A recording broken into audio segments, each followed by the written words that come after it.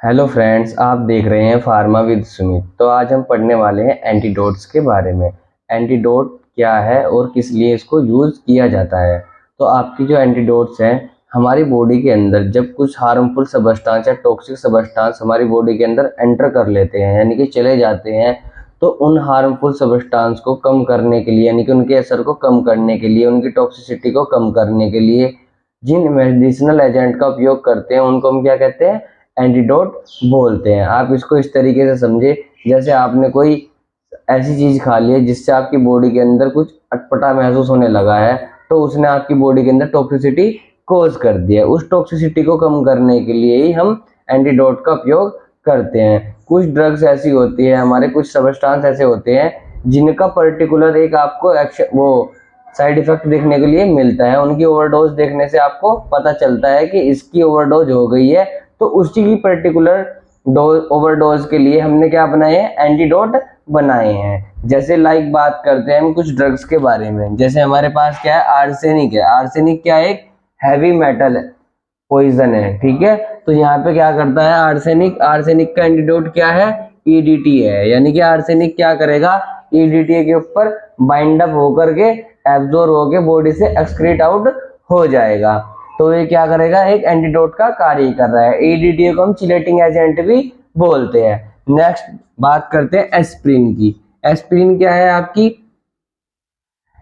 Aspirin आपकी बहुत सारी कैटेगरी में ड्रग्स आती है, लेकिन क्या है, एस्प्रिन की ओवरडोज होने से क्या हो जाता है? सोडियम बाइकार्बोनेट हम क्या यूज करते हैं? एज अ एंटीडोट यूज करते हैं। इसमें क्या हो जाता है आपका? एस्प्रिन की जब ओवरडोज हो जाएगी तो आपको क्या हो जाएगा, मतलब आपके शरीर के अंदर जैसे ब्लीडिंग का ना रुकना, ये सब क्या है? एस्प्रिन के ही ओवरडोज के साइड इफेक्ट आपको देखने के लिए मिलेंगे। तो उसमें आप क्या यूज करते हो? सोडियम बाइकार्बोनेट को यूज करते हो। नेक्स्ट ड्रग की बात करते हैं एट्रोपिन की। एट्रोपिन क्या है आपकी? ड्रग्स है। इसके एट्रोपिन के साइड इफेक्ट के लिए हम क्या यूज करते हैं? Antidote, as antidote physostigmine. Physostigmine को आप एट्रोपिन का क्या मानते हैं? एंटीडोट मानते हैं। यानी कि अगर आपको एट्रोपाइन की क्या हुई? पॉइजनिंग हो गई, तो आप एंटीडोट क्या उपयोग करोगे? फिजियोस्टिगमिन, ठीक है। नेक्स्ट है हमारा एसिटामिनोफेन। इसको आप पैरासीटामोल भी बोलते हो। पैरासीटामोल, अगर आपको पैरासीटामोल की ओवरडोज हो गई, उसकी टॉक्सिसिटी हो गई, तो आप एंटीडोट के रूप में क्या यूज करोगे? N acetyl cysteine. ये क्या है? एन एसिटाइल सिस्टीन पैरासीटामोल का एंटीडोट होता है आपका। नेक्स्ट हमारा है एंटीकोगुलेंट्स एजेंट्स, यानी कि जो एंटीकोगुलेंट ड्रग्स होगी उनके एंटीडोट के लिए हम क्या यूज करेंगे? विटामिन के को यूज करेंगे, ठीक है। नेक्स्ट हमारी एब्जॉर्प्शन ऑफ टॉक्सिक ड्रग्स, यानी कि कुछ ड्रग्स क्या होगी, वो आपके स्टोमक के अंदर चली जाएगी और वो एब्जॉर्ब होना स्टार्ट हो जाएगी। तो फिर आपको पता है फिर क्या होने वाला है? आपकी बॉडी के अंदर एब्जॉर्ब हो गया अगर पॉइजन या टॉक्सिक, तो आपकी बॉडी में हार्मफुल इफेक्ट देखने के लिए मिलेगा। तो इस एब्जॉर्प्शन को रोकने के लिए हम क्या यूज करते हैं? Activated charcoal.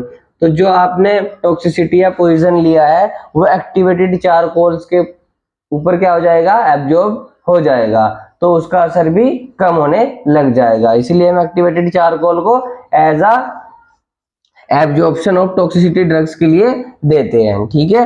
नेक्स्ट है हमारा साइनाइड। साइनाइड बहुत खतरनाक जहर है आपका, पॉइजन, बहुत स्ट्रॉन्ग पॉइजन माना जाता है। तो इसके एंटीडोट के लिए हम क्या यूज करते हैं?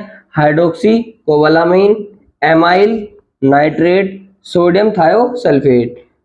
स्पेशली सोडियम थायोसल्फेट को ही यूज करते हैं, लेकिन इन सब का भी यूज कर सकते हैं। फिर क्या है आपका? नेलोक्सेन, फिर नेल्ट्रोक्सोनेन। ये ड्रग्स क्या है आपकी? एज अ एंटीडोट काम करती है। किसकी पॉइजनिंग में? साइनाइड की पॉइजनिंग में। फिर बात करते हैं साइनाइड की पॉइजनिंग में सोडियम थायोसल्फेट तक ही सोडियम थायोसल्फेट तक ही आपकी पॉइजनिंग कॉज की जाती है। जो ओपोइड एनाल्जेसिक है, ओपोइड एनाल्जेसिक जो आपकी ड्रग्स होगी, यानी कि ओपोइड्स कैटेगरी से जो फैमिली से आपकी ड्रग्स होंगी, तो उनके एंटीडोट के लिए हम क्या यूज करते हैं? नेलोक्सोन, इसको यूज करते हैं। मैंने इसको आपको भी किस में बता दिया था? साइनाइड में। बट ये नेलोक्सेन किस में यूज किया जाता है? ओपोइड एनाल्जेसिक में इसको यूज किया जाता है। तो ये कुछ ड्रग्स थी जो मैंने आपको बताई है। इनसे होने वाले पॉइजन और पॉइजन से इनको रोका कैसे जा सकता है, उनके एंटीडोट मैंने आपको बताए हैं। लेकिन आपको एक बात ध्यान रखनी होगी, अगर किसी को पर्टिकुलर पॉइजन हुआ है तो उसके लिए पर्टिकुलर ही एंटीडोट देना पड़ता है। यानी कि आप उसको पॉइजनिंग कुछ और हुई और आपने उसको एंटीडोट कोई और दे दिया है, ऐसा नहीं कर सकते। अगर आपको वीडियो समझ में आई और हेल्पफुल लगी तो वीडियो को लाइक, शेयर एंड सब्सक्राइब करें।